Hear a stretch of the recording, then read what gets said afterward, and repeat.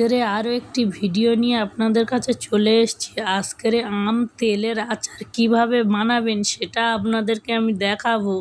তো দেখুন, আম তেল দিয়ে আচার বানিয়ে 1 বছরের জন্য বা 2 বছরের জন্য আপনারা কিভাবে রাখবেন আর কিভাবে বানাবেন সেটা আপনাদের দেখাবো।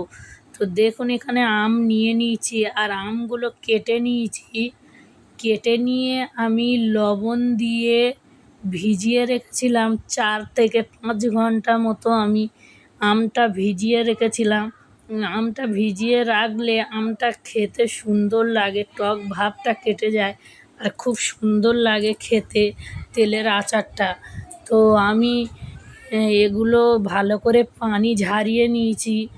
নেওয়ার পরে আমি একটু হলুদ মাখিয়ে নিয়ে একটা জায়গায় আমি কাপড় দিয়ে তার উপরে আমি আমগুলো ছড়িয়ে দিয়ে রোদে দিয়েছিলাম।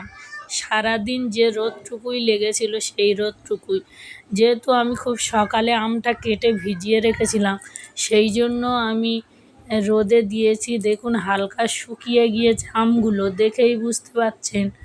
আর এদিকে আমি কড়া বসিয়ে আমার 2 কেজি আমের জন্য এখানে 1 কেজি তেল লেগেছে। আমি ভালো সরিষার তেলটা নিয়ে নিয়েছি আর তেলটা একটু কড়া করে নিয়েছি। নেওয়ার পরে আমি এখানে আমগুলো সব দিয়ে দিয়েছি। দেখতে পাচ্ছেন আমি এক এক করে সব আমগুলো দিয়ে দিয়েছি। আমের সঙ্গে আমি কিছুটা লাল লঙ্কা দিয়ে দেবো, আর লাল লঙ্কা দিলে খুব সুন্দর লাগে খেতে। সেম এইভাবে আমি লাল লঙ্কার আচারও বানাতে পারি। লাল লঙ্কা আমি ধুয়ে নিয়ে রোদে দিয়েছিলাম। দেওয়ার পরে আমি ওখানে যে মশলাটা ছিল, 5 ফোড়ন আর ধনে ছিল, আর তার সঙ্গে জিরে মরিচের গুঁড়ো ছিল, সেগুলো একসঙ্গে নিয়ে নিয়েছি। নিয়ে আমটা ভালো করে আমি নাড়িয়ে একটু এপিট ওপিট করে নাড়িয়ে নিয়েছি। নেওয়ার পরে আমি এখানে লঙ্কাগুলো আর মশলাগুলো দিয়ে দিয়েছি। দেওয়ার পরে আমি ভালো করে আবারও নাড়িয়ে নেব। কতটা সুন্দর লাগছে দেখেই বুঝতে পারছেন আপনারা।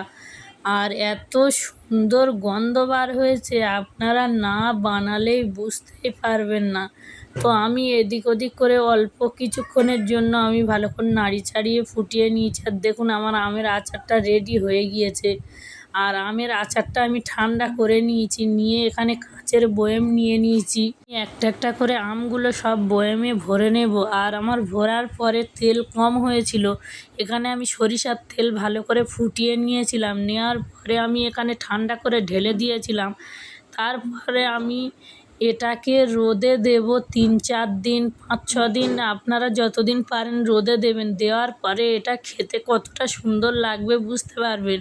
যে কোনো ভাজার সঙ্গে আরও